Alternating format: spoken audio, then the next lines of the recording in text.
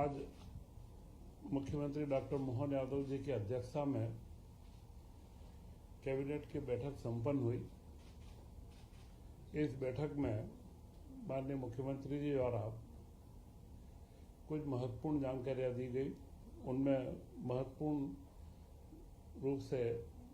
जो बदनावर से 4 लेन टिमरनी थानला के पास आदिवासी अंचल में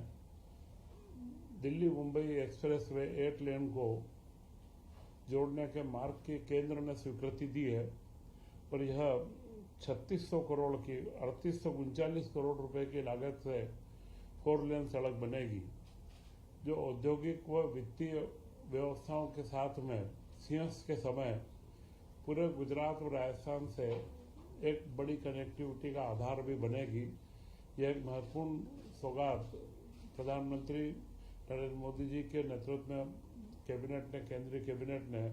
मध्य प्रदेश को एक बहुत बड़ी सौगात दी और जिसका 2027 तक ही 27 के अंत या सिंहस्थ के पहले तक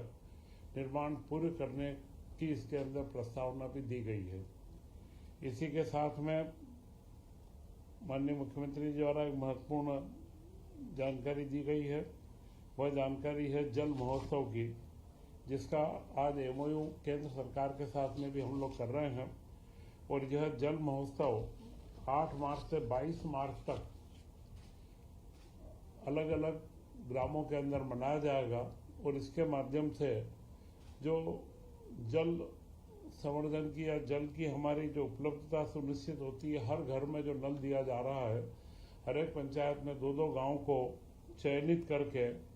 उनमें वहाँ के वालमैन से लेकर के सभी कर्मचारियों को पुरस्कृत तो सम्मानित किया जाएगा। यह जल व्यवस्था और उसका प्रबंधन सुनिश्चित रूप से हो, इसके लिए एक नई परिकल्पना के साथ में इस कार्य को प्रारंभ किया गया है और उसी के साथ इस वर्ष ग्रीष्म ऋतु में जल गंगा अभियान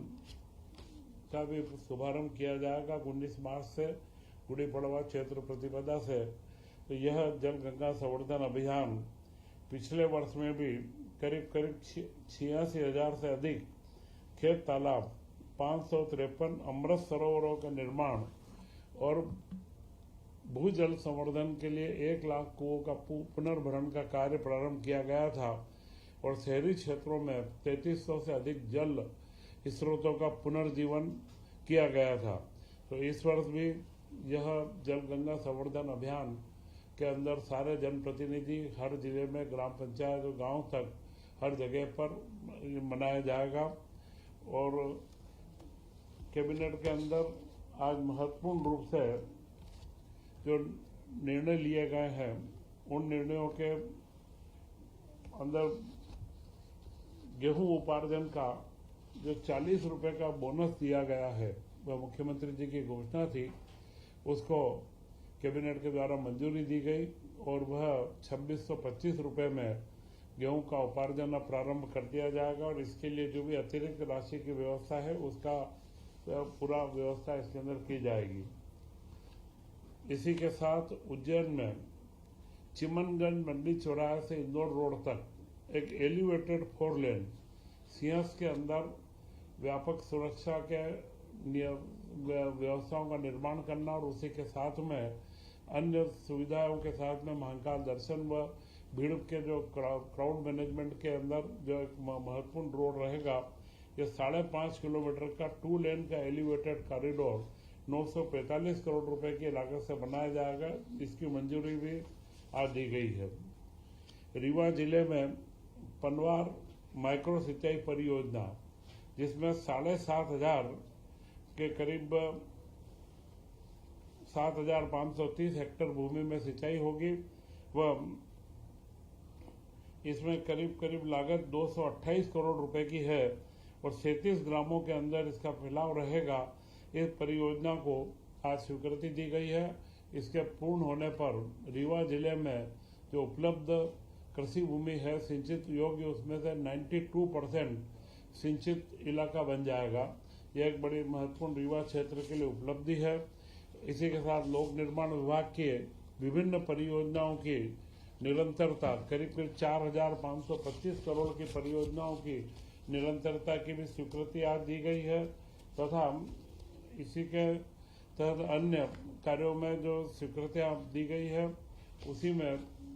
मध्य प्रदेश सरकार के जो लगातार वित्तीय प्रबंधन में मध्य प्रदेश सरकार को एक अच्छा सम्मानजनक स्थान प्राप्त हो रहा है, जानकारी दी गई। तथा ईरान के